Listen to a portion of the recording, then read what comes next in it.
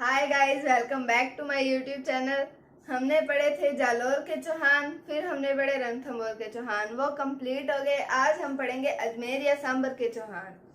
उससे पहले हम देखते हैं चौहानों की उत्पत्ति के कोई स्रोत आते हैं कि मुहनोत नैनसी,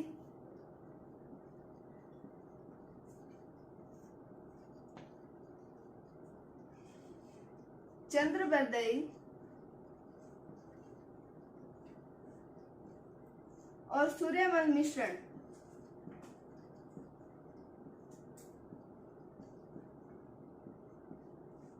इनके अनुसार चौहान गुरु विशिष्ट के अग्निकुंड से पैदा हुए हैं। चौहान गुरु विशिष्ट के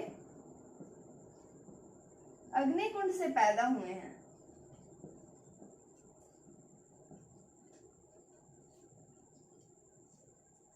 कहा जाता है कि गुरु वशिष्ठ के अग्निकुंड से 4 वंश पैदा हुए थे।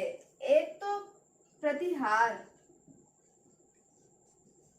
दूसरा परमार, तीसरा चालुक्य और चौथा चौहान। तो पहली उत्पत्ति का स्रोत यह आता है कि मुहनोत नैनसी, चंद्रबरदई, सूर्यमल मिश्रण ने बताया कि गुरु वशिष्ठ के अग्निकुंड से चौहानों की उत्पत्ति हुई है। तो उन्होंने बताया कि अग्निकुंड से 4 वंश पैदा हुए थे, प्रतिहार, परमार, चालुक्य और चौहान। और दूसरा अब आता है कर्नल जेम्स टोड, जिसे राजस्थान के इतिहास का जनक कहा जाता है। तो कर्नल जेम्स टोड, इसके साथ एक और आता है स्मिथ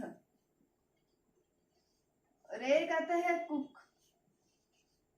इन तीनों के नाम से ही पता चल रहा है कि ये विदेशी हैं। तो इन्होंने यही कहा कि चौहान जो है वो विदेशी हैं।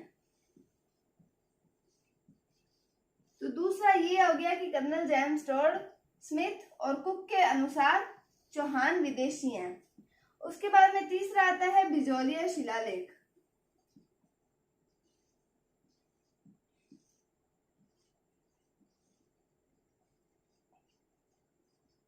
बिजोलिया शिलालेख के अनुसार चौहान वत्स ऋषि के वंशज हैं। बिजोलिया शिलालेख के अनुसार चौहान वत्स ऋषि के वंशज हैं।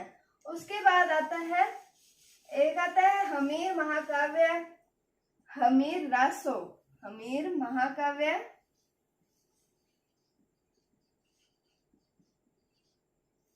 हमीर रासो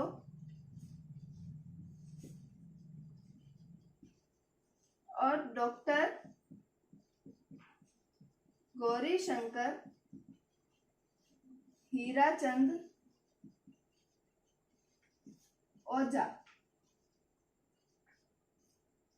हमीर महाकाव्य, हमीर रासो, डॉक्टर गौरी शंकर हीराचंद ओझा, इनके अनुसार आता है कि चौहान जो है वो सूर्यवंशी हैं। तो कई बार ये क्वेश्चन पूछा जाता है कि डॉक्टर ओझा के अनुसार चौहान क्या है, तो वो सूर्यवंशी हैं। एक कर्नल जेम्स टोड वाला क्वेश्चन पूछा जाता है, कर्नल जेम्स टोड के अनुसार चौहान कैसे हैं, तो उन्होंने बताया था कि विदेशी हैं। और तो अब हम बढ़ते हैं अजमेर के चौहान। अजमेर के चौहानों का नाम सिर्फ अजमेर के चौहान नहीं था, इन्हें कहा जाता था सांबर के चौहान।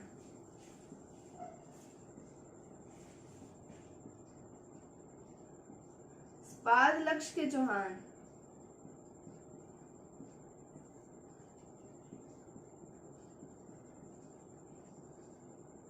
और शाकंभरी के चौहान।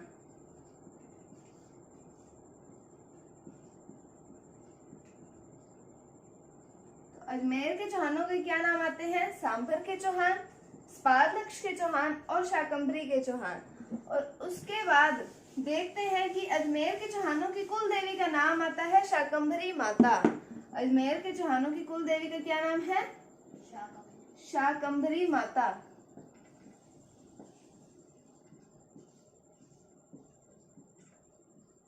इसी कारण इनके चौहानों को शाकंभरी चौहान भी कहा जाता है। और उसके बाद में अब देखते हैं कि अजमेर के चौहानों की उत्पत्ति कैसे हुई। तो सांबर झील आती है एक, इसके आसपास के क्षेत्र को कहा जाता है स्पादलक्ष। और इस स्पादलक्ष की राजधानी है अहिच्छत्रपुर, जिसका वर्तमान नाम नागौर है। सांबर झील है, इसके आसपास के क्षेत्र का नाम आता है स्पादलक्ष और स्पादलक्ष की राजधानी आती है अहिच्छत्रपुर। तो ये कहा जाता है कि इस स्पादलक्ष के क्षेत्र में 551 ईस्वी में वासुदेव चौहान ने चौहान वंश की स्थापना की थी।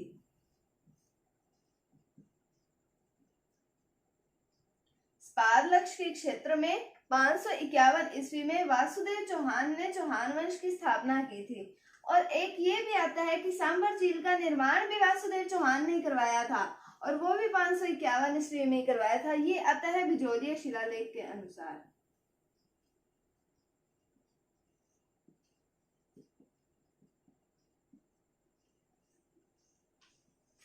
और वासुदेव चौहान को चौहानों का आदि पुरुष कहा जाता है।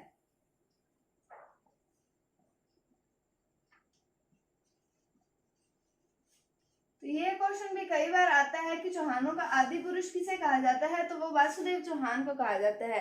तो हमने क्या देखा है कि सांबर झील है, सांबर झील के आसपास का क्षेत्र है स्पादलक्ष और स्पादलक्ष की राजधानी है अहिच्छत्रपुर, जिसका वर्तमान नाम नागौर है। तो यहाँ पे 551 ईस्वी में वासुदेव चौहान ने चौहान वंश की स्थापना की थी। और यही कहा जाता है बिजोलिया शिलालेख के अनुसार कि 551 ईस्वी में ही वासुदेव चौहान ने सांबर झील की स्थापना की थी और वासुदेव चौहान को चौहानों का आदि पुरुष कहा जाता है। तो आज के लिए इतना ही। अब कल हम इसके और शासकों के बारे में पढ़ेंगे। Thanks for watching. अगर आपको वीडियो थोड़ी सी भी अच्छी लगी है तो प्लीज इसे लाइक कीजिए, शेयर कीजिए और सब्सक्राइब कीजिए। मिलते हैं अगली वीडियो में, तब तक के लिए बाय बाय।